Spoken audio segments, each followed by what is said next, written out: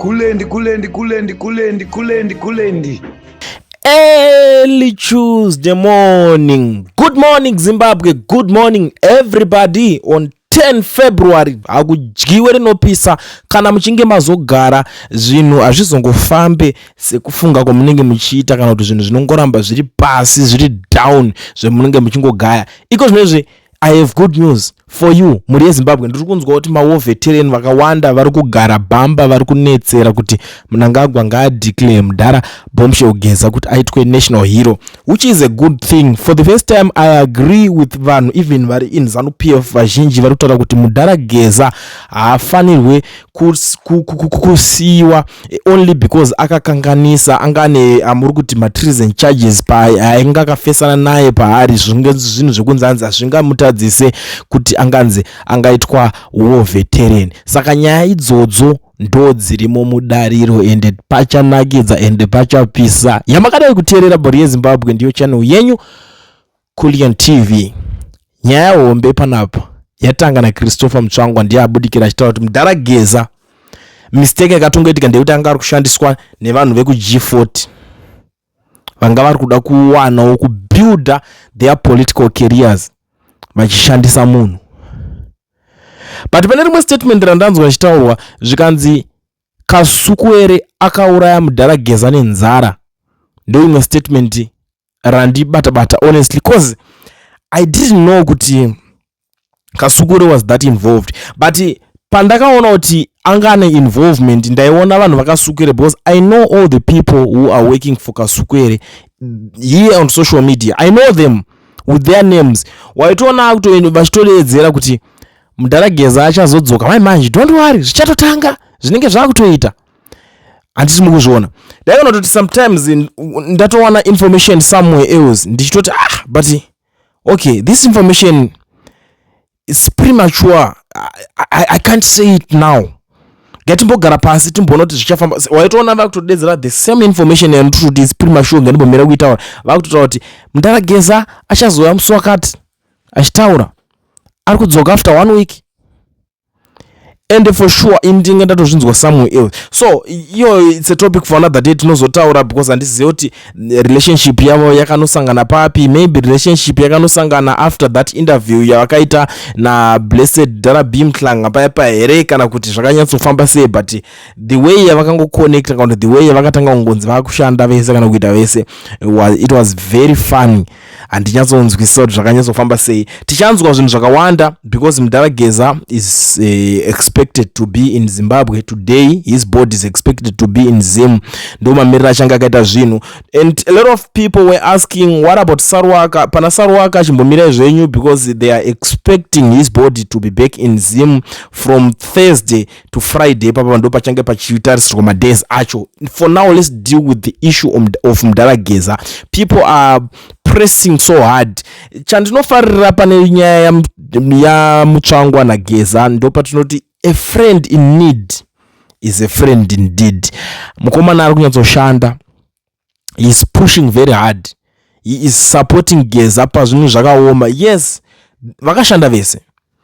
People like Mtsvangwa, they know what happened kuhondo kwacho. Why? Because vanga vari ma students.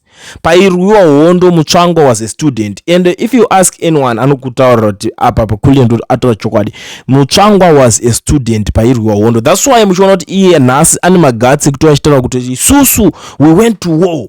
Zvatinoita mupati yedu isusu hazvisi zvezvo zvinoitwa nemamwe mapati ekuti vanoti God is in it. Because isusu we went to war. Hazvisi zvekwamwari zvekuti tapuwa naMwari, hanzi takazviendera kuhondo. Ndo zvinogara zvitaurwa na Christopher Mtsvangwa. So iye pakuenda kuhondo kwake he knows kuti angari achirova mabhuku zvakanyanya. That is the reason why uchiona kuti Mtsvangwa pane akamira mamwe mauti veteran iye anenge achirova chirungu chake ega. Chokunyazonoti muhondo ngocha anga achazochidzidza kupi chirungu chese icho chichi. Muri kuibata. So they are pushing. In short, tingangoti they are forcing Mnangagwa to declare Geza a national hero. This is the situation. Parikunzi bomira kushandisa pa emotions panyaya dzakadai so idzi. Do the right thing. And guess what is going to happen? And I've been seeing a lot of varakashi vachipusha manarratives on social media vachitaura kuti aiwa aungabudi iwewe because haisiyo license yekuti wakaenda kuhondo haisi license yekuti uchazouya uchiita zvowaita zviya zvekudedzera mademo zvekuita sei.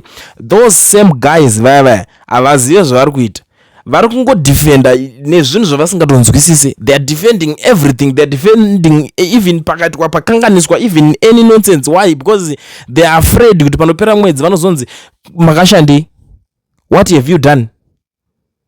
That's what they are afraid of doing. That's saka musanyanya ovhunduka kuti why vari kunyanya kupusha that narrative yekuti Geza zvakaita zvaisiwe kuti akaenda kuhondo haisiyo license yekuti anozofamba achita, you know, vanhu especially ma veterans ndo title kuti backbone yema politician variko izvo vari kutotonga nevachada kudidi, vari kushandisa that ticket sekunzi tina ma vets takaenda kuhondo vakarwira nyika vakaiunza. That is what they are fighting for. Saka mamirira akaita chinhu ndiwaya. But the funny thing now, ziyambi nhasi ane hombe yaari kuenda kunovhura, achaenda nereferendum yake kuti vanodzifambira nyaya dzacho. Amen. I don't even know kuti zvichapera sei. But the funny thing that Ziyambi is trying to do,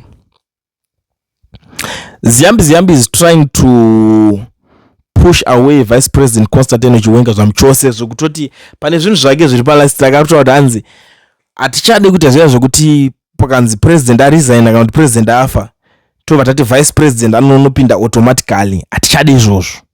Tauda kuti kana president akanzi abva kana kuti pane zvaitika, parliament ndio inouya yodecide kuti ndeupi wavari kuda. It's funny to me. Kana ndakatarisa that move that they're trying to push, zvongoreva kuti kuda kwacho Tagurei is the automatic tingati chiko automatic successor panyaya idzodzi. Why? Because kuda kwacho Tagurei ane maresources kudhara, ruoko rwake rwakatambanuka nakudhara. People like Anachiwenga avana that financial muscle, avana ruoko rwekupa, you know, kana iro a right way to say it. They don't have those resources, all right? Because if we have enough resources unongopa vanhu, ngatidi kutaura tichiita ngatikusvibisa munhu titi akwanise kupa vanhu. Kana if you have the right resources, Anachiwenga vakaita zvakawanda for Zimbabwe, vakanyadzoshandira Zimbabwe vachiriska vachisacrifice life yavo. They went to war, vakaita zvakasiyana siyana paugeneral paya pakuzodidi zvakawanda zvavakaita vachishandira nyika. So zvavakatoita izvozvo zviri enough kuti vange vachirecommendwa, vachitariswawo panotariswawo vanhu vazhinji kuti Geza timbotora uyu timuisewo pane chinzvimbo ichi kana pakuita sei. Now we now have magamba manyowani in ZANU-PF anatagwerei vekuti vakuda kuuya kuti vapinde vachishandisa mari chitimu chebeg so saka vanongoda ngoshandisa chibeg chavo chekuti vanoziva kuti every chese chiri kuitika pakanzi pane problem yakadai so vari ngobudisa mari vachirovera. And these guys, the funny thing, you know, a lot of people were asking kuti saka mari dzacho dzino dzichimbobva kupi. Those guys, they are rich, vane maresources, ine mari yavo yakawandisa. vatone mamwe mabusinesses avakavhura specifically for that, kuti okay, mari ichabva uko ndoenda ndichaita madonations, and mari ichabva kune this side haso ichange ichidonata ichikavha zvese ichimubatsira kubuilda another name. Ndakaona umwe achiti saka manje akaramba achitifamba nepesiyo yaari kubudisa mari achabroka, hakuna kana one anobroka, haana kana, in fact zviri kutomuwedzera kuenda kumberi, zviri kutomupa power to look for another cash. Ndo mamirira chinhu chakangoita chinhu chacho. Achikupa dollar mangwana ari kudzoka nehasha yekuti ari kukavhera ne10 padhola iro raabvisa, ndo pesi inenge ichifambwa nayo.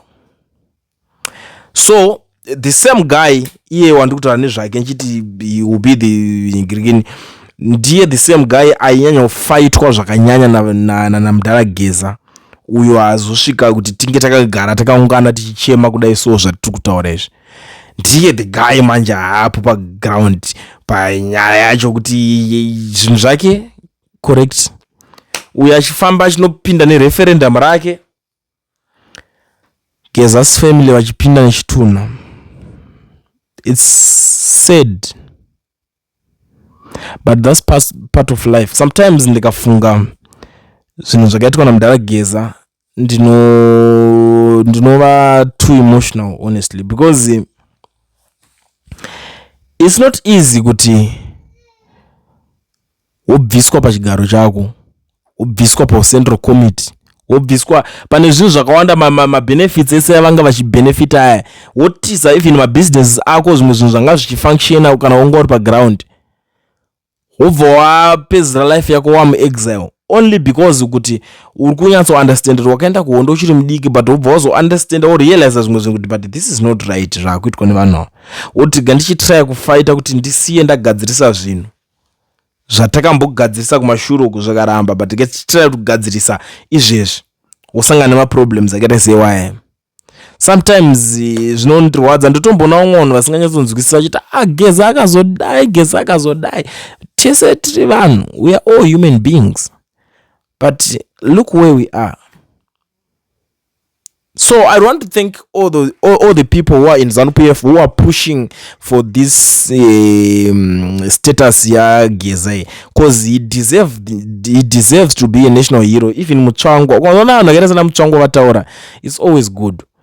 Pane pamwe pekuti senyika tofana kutofamba even ne hashtag Geza for national hero. I know kuti all those guys varakashi vachadzoka mangwana pakangonzi Geza abvumidzwa vawirirana kuti aitwe national hero, vachatanga kuti Mnangagwa is a forgiving president, look aregerera Geza nezvese zvakaitwa naGeza angomuregerera kawani, he is a listening president, akateerera vanhu vachitaura.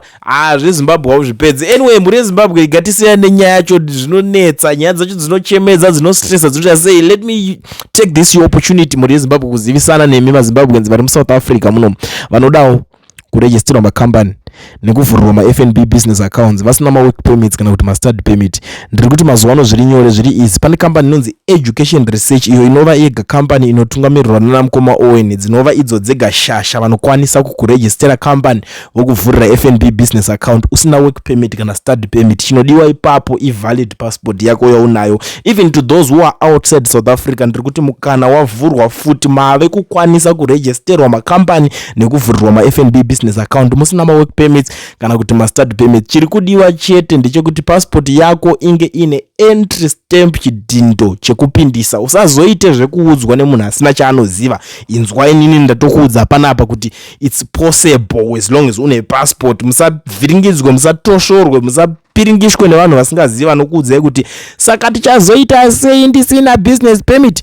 Business permit is quite expensive these days. Kana uchida business permit, for your own information, in case you didn't know, unotonifana unge deposit something like 5 million into your account kuti unge uchiteze uzokwanisa kufambira ukwanise kuqualify kuti uzotanga kufambira business permit. So for now ngatitaure zvekuti hauna mari yacho yekuti uregister uite business permit, usasavhiringidza zvinabasa izvo.